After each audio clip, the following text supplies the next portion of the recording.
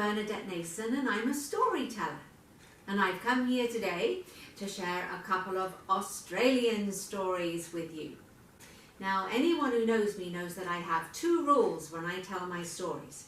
Rule number one, shh, zip. Can you hold up your finger like this with me and do what I do? Shh, zip. These are your chatterbox lips zipped up. Zip. These are your listening ears switched on. I like it if you're quiet when I tell my stories, because if you're quiet, I don't have to stop, and stories always sound better if they keep moving. But the second rule is that I love it when you join in. And there are lots of things for you to do with me today, but you've got to watch and you've got to listen so you know when I'm asking you to do something. Can you hold up your fingers like this for me? Point to your eyes, say, watch. Point to your ears, say, listen. Got those fingers? Here we go.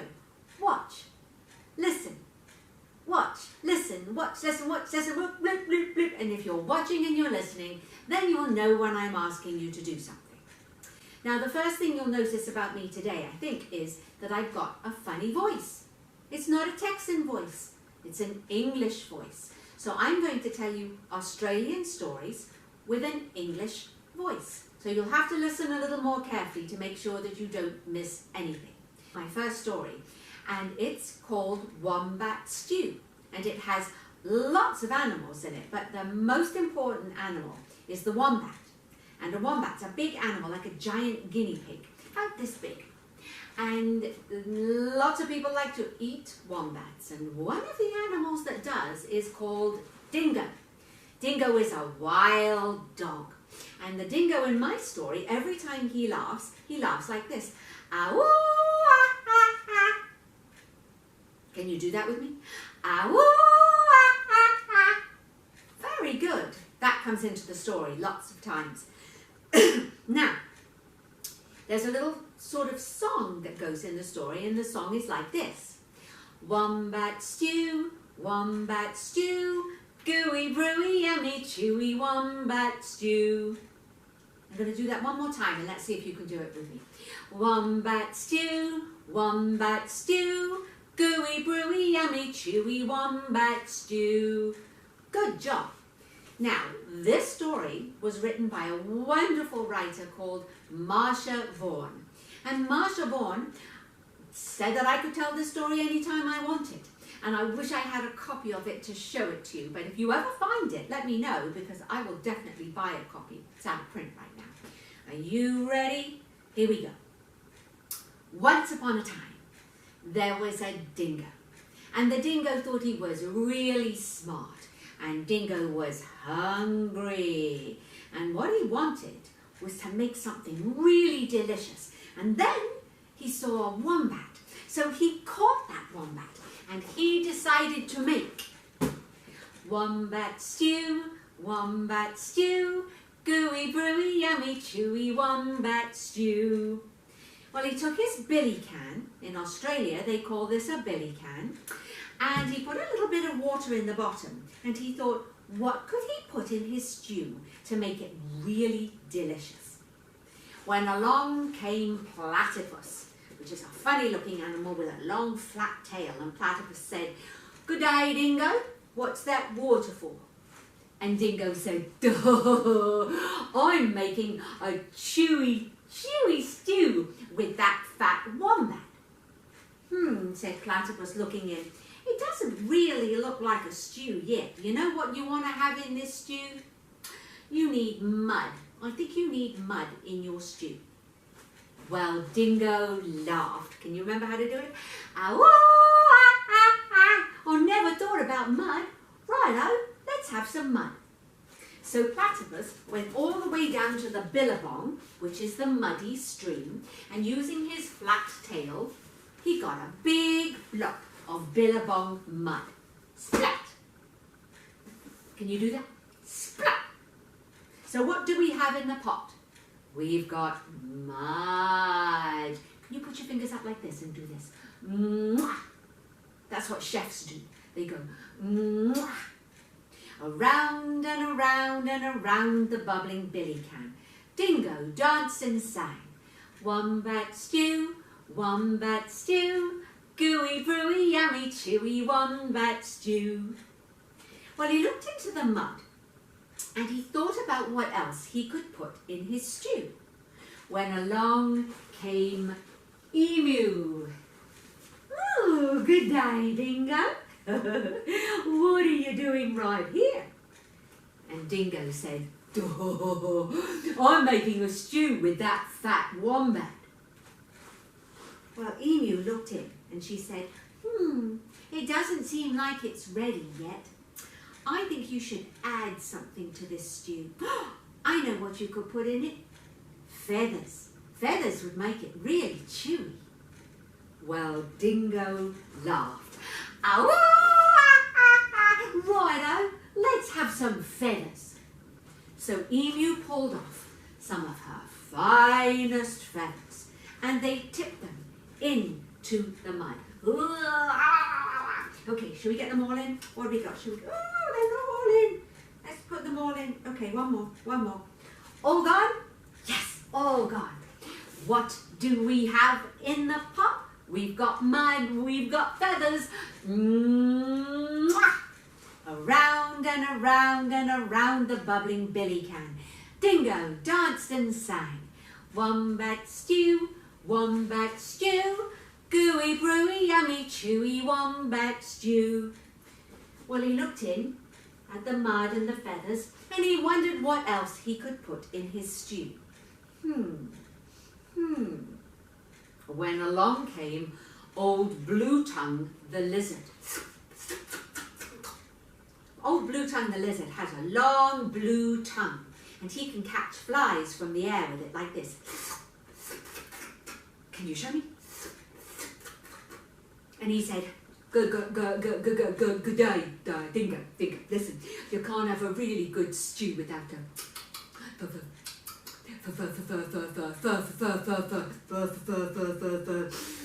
flies. Well, Dingo laughed. I never thought about flies. Righto, let's have some flies. Old Blue Tongue stuck out that tongue. Here we go. And he caught about 100 big, black, juicy flies. And they chipped them into the stew. All gone? All gone. What do we have in the pot? We've got mud, we've got feathers, and we've got flies. Around and around and around the bubbling billy can, Dingo danced and sang. Wombat stew, gooey, brewy, yummy, chewy wombat stew. Well, he looked in at the mud and the feathers and the flies and he thought, what can I put in my stew? When up popped echidna. Echidna is a little bit like a hedgehog, a bit like a porcupine. He's got all these spines in his back and he's got a long pointed nose and he's got paws and claws, and he said, good day, Dingo. I see you have a stew going here. You know what you really should have in your stew? Slugs and bugs and creepy crawlies. Well, Dingo laughed. Righto, get me some slugs and bugs and creepy crawlies. Well, Echidna got those claws. Are you ready with your claws? They're on the ends of his paws, and he started digging in the ground like this. Are you doing it? Can you show me? And when he had come up with a wonderful supply of slugs and bugs and creepy crawlies, they tipped them into the stew. Okay, in they go. All gone? Yes. What do we have in the pot? We've got mud, we've got feathers, we've got flies, we've got slugs and bugs and creepy crawlies. Around and around and around the bubbling billy can, Dingo danced and sang. Wombat stew, Wombat stew, gooey, brewy, yummy, chewy wombat stew. Right. He looked in at the mud and the feathers and the flies and the slugs and the bugs and the creepy crawlies, and he thought maybe he was ready when he heard a voice say, Dingo, Dingo. He stopped and he looked at the top of the gum tree, and there was Koala. And Koala said, Hi, Dingo, old buddy, old chum. You can't have a really good stew without gum nuts, and I'm sitting in the gum tree right here. Shall I shake the tree and get you some gum nuts? Dingo laughed. Ow, righto, I never thought about gum nuts. Shake that tree. So Koala put his paws on either side of the tree trunk and he began to shake it like this. Da, da. Can you shake the tree with me? Da, da. And down came the gum nuts. They poured into the stew. All gone? All gone. What do we have in the pot? We've got mud, we've got feathers, we've got flies, we've got slugs and bugs and creepy crawlies, and we've got gum nuts. Mwah! Around and around and around the bubbling billy can, Dingo danced and sang. Wombat stew, gooey, brewy, yummy, chewy wombat stew. And then he looked in and he said, right, I am ready. I am ready to put that big fat wombat into my stew. And the animal shouted, no, stop. Ooh, wait a minute, Dingo. And Dingo stopped. And he looked at all the animals and he said, what have I done? What am I waiting for? And the animals said, you haven't tasted it yet.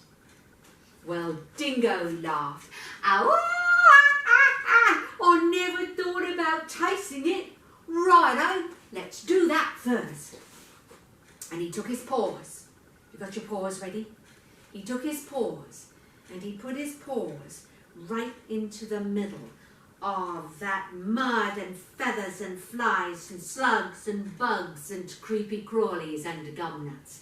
He put it right into the middle of that gooey, brewy, yummy, chewy, crunchy, munchy for his lunchy, hot and spicy, oh so nicey stew. And he brought out a big, big pawful. And then he took a giant slurp.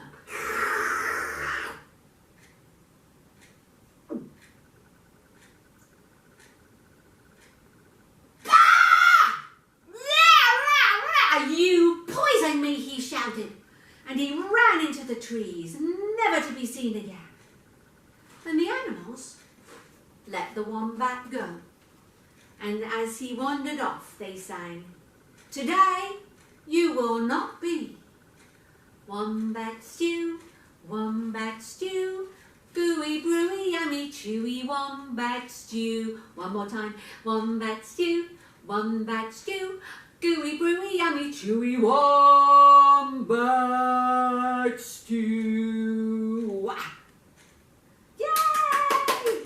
Good job. Well, shall we take a look and see what's in the stew pot? I'm going to show you what's in the stew pot. Look at that. Ew, ew, ew. Well, let's take those things back out again.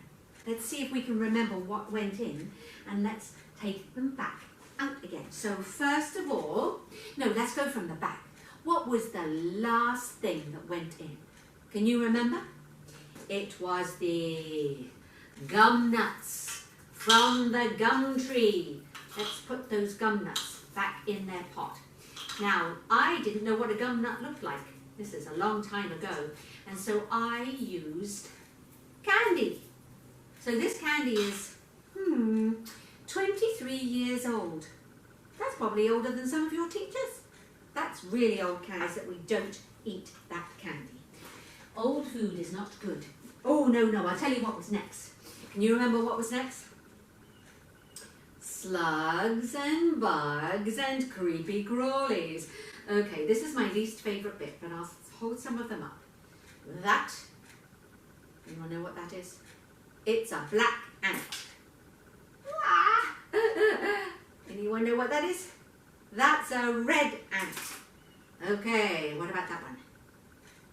Grasshopper! It's a grasshopper! Ew! What about that one? Ah, that is the biggest fly I've ever seen. I mean, we have big flies in Texas, but that is a big fly. Ew, ew, ew. Okay, we're getting to the ones that I don't think I can do. Ah, another fly. Oh, yeah, there's another fly. Oh, here's one. Okay, haven't seen that one. Can you see that one? Ew, caterpillar. Or millipede. No, it's a millipede, isn't it? Or a centipede. Not a caterpillar, it's a centipede. I've been doing this for a long time. You'd think I would know by now. Okay, and there's another one. Ew, ew, ew, ew. And another one, and another one. Okay, now I'm getting to the bits. Oh, roach. It's a roach. Get it in. All right, now. Big brown spider, don't like it. Don't even like plastic ones. Big black spider, no, don't even like the plastic ones. All right, let's get those in. No, no. Oh, there's a June bug. Yike, yike, yike. Yike! Oh, God. Okay, so that's all the bugs. I think that's all the bugs. If I find another one by surprise, I'll be screaming later. There we go. Bugs in the pot. What went in before the slugs and the bugs and the creepy crawlies? Can you remember? It was the flies. And if we get lucky, they're all going to come up here in a big old clump. Look, sometimes they get, oh, ew, and I find them all over the floor. Ooh, and then my cats chase them, and they eat them, and it's plastic, and it's not good for kitties to eat plastic flies. Let's pop those in. That is later. Flies. All right. What did that hold? Can you remember? That was feathers. Are you all shouting feathers? I hope you are in your homes. I hope you are shouting feathers. Let's put the feathers back in. And that's another thing that I find around the house. Feathers all over the place. Have you got a feather boa? Where's the feather boa? There it is. Okay. So that's the feathers. And what went in first? Mud. Platypus got the mud from the billabong.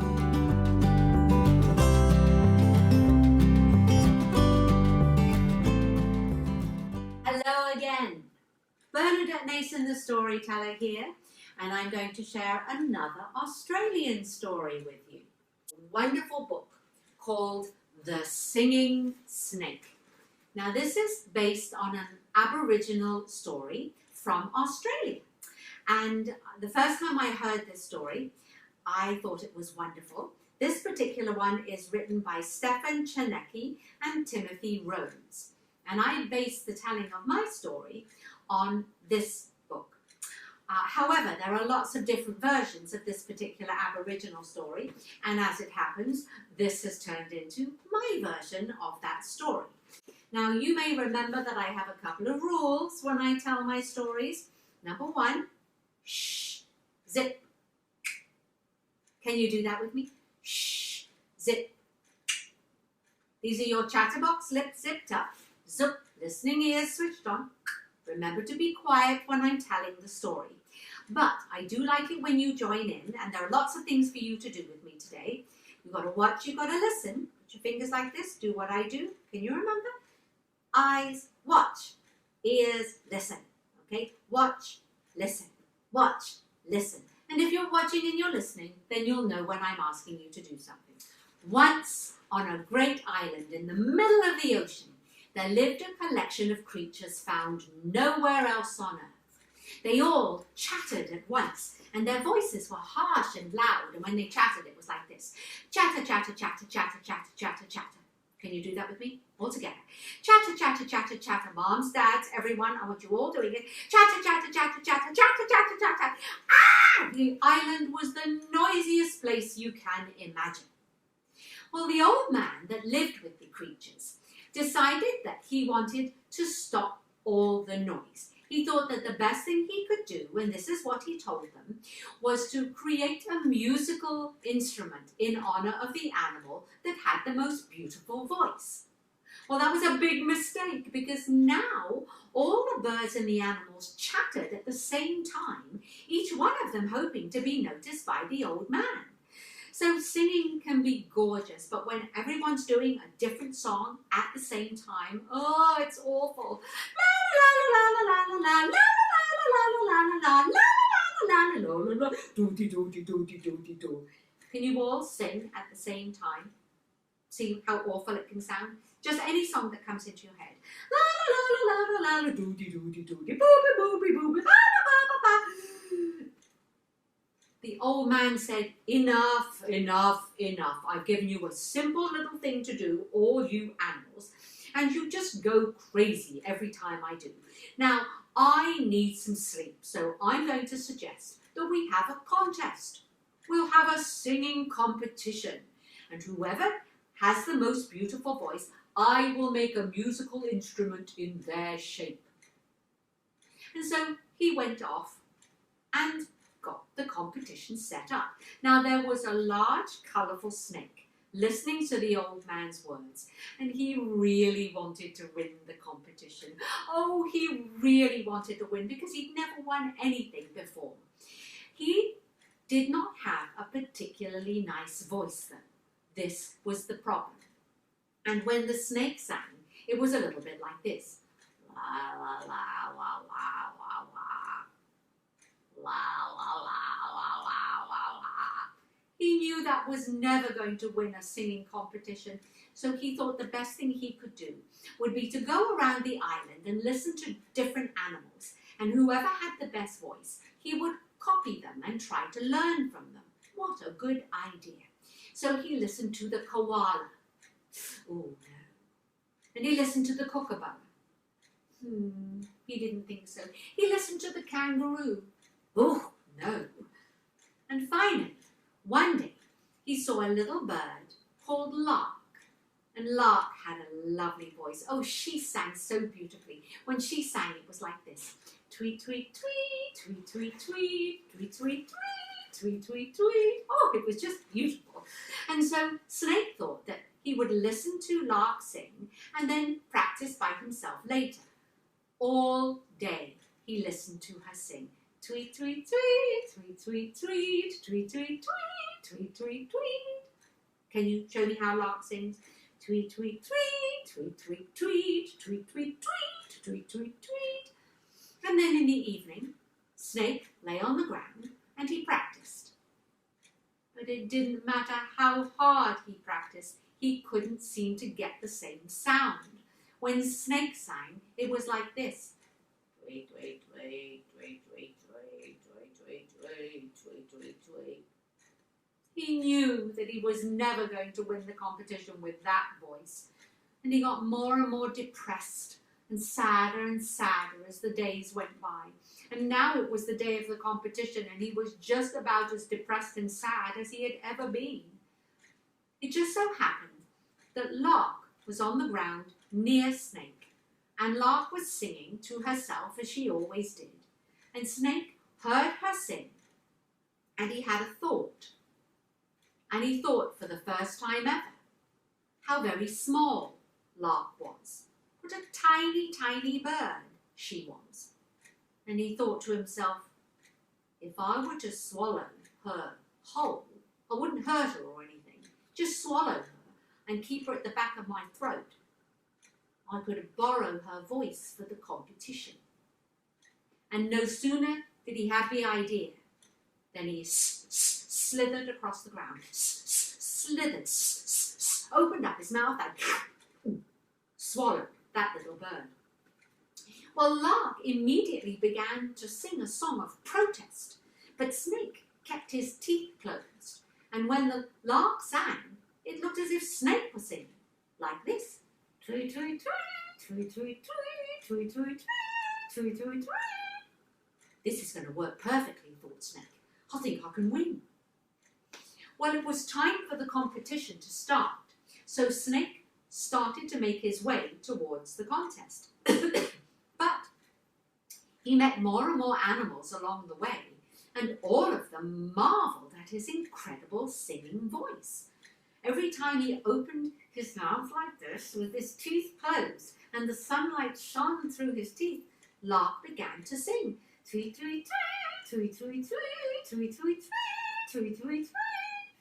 The animals and birds thought it was incredible. I mean, even some of the better singing birds were astonished at the quality of Snake's voice.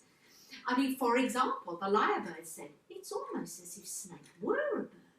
And Emu said, "It's like he's been taking singing lessons. I don't remember him singing like this." Platypus wasn't quite so sure. He was quite suspicious. He said, "His voice has certainly improved since last year." Well, Dingo said, "I wish I had a voice like Snake's. I think he sounds marvellous." It was time for the contest to begin. All the animals had gathered together. Old Man had a clipboard and he'd written down every single animal on that board, and he was going to go in the order that they had arrived. Well, Snake had been so busy bragging that he was late, and he was right at the back. But he was not going to wait. He squeezed his way between the kangaroo and the wallaby. He squeezed his way between the kookaburra and the long-necked tortoise. He squeezed his way right to the very front. And before anyone had time to stop him, he lifted up his head, opened his mouth, but not his teeth. The sunlight shone down and Lark began to sing. Tweet, tweet, tweet, tweet, tweet, tweet, tweet, tweet, tweet, tweet, tweet. It was so beautiful. It was just so lovely that all the animals were crying. It was such a sad and sorrowful song. And everyone thought that Snake was singing. And when Lark had finished the song from the back of Snake's throat, the animals thought that Snake had the most wonderful voice they had ever heard. And all of them agreed that they didn't even want to enter the competition. Old Man thought they were right. He said, "Your voice is the best voice I've ever heard in my life. I'm going to go and make a musical instrument in your shape, Snake. Well done." Well, the moment he'd gone, all the animals gathered around Snake, and Snake was coiled up on the ground as proud as he could be. And they all wanted him to sing another song. Platypus, suspicious as ever, said, "Yes, Snake, sing us another song, if you can." Well, Snake kept his teeth closed, and he said, "Certainly, it'll be simply splendid to sing another song." And he lifted up his head. The sunlight shone through his teeth. And this time, Lark did something different.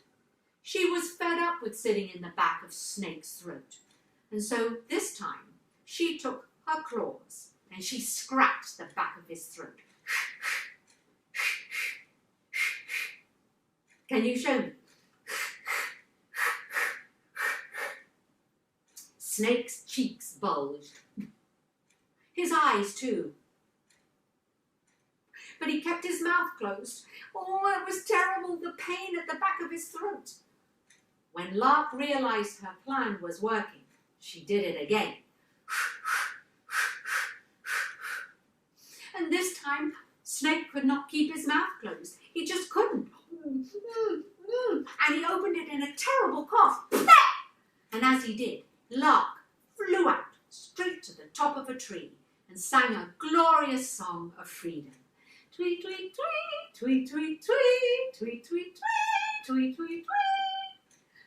All the animals and birds looked up at Lark in the tree, and while their attention was distracted, Snake slithered off into the ground, way to a tree, right up a tree, and across a branch, and he pretended to be that branch.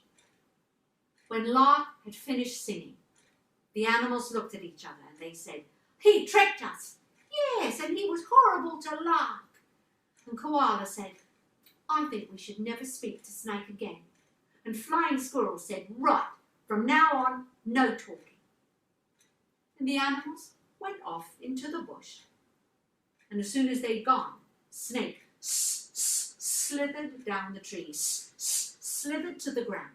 And just as he got to the ground, old man returned, and he had a long, tubular musical instrument in his hand, a horn. And he said, "Snake, I've made this horn in your shape. I don't think it's going to sound as good as you, but I think it sounds pretty good." And he put the horn up to his lips, and he began to play.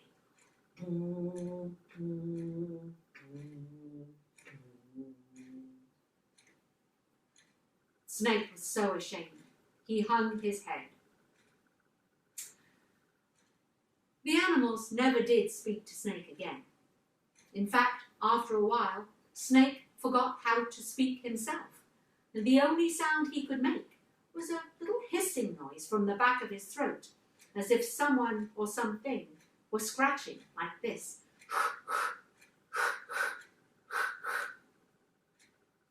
Can you remember the name of the island that all these animals came from? I told you at the beginning. It's Australia. Australia has animals found nowhere else on Earth. And that horn that the old man made, that is called a didgeridoo. Can you say that with me? A didgeridoo. And do you know what they call a person or an animal that cannot be trusted? It's called a snake in the grass.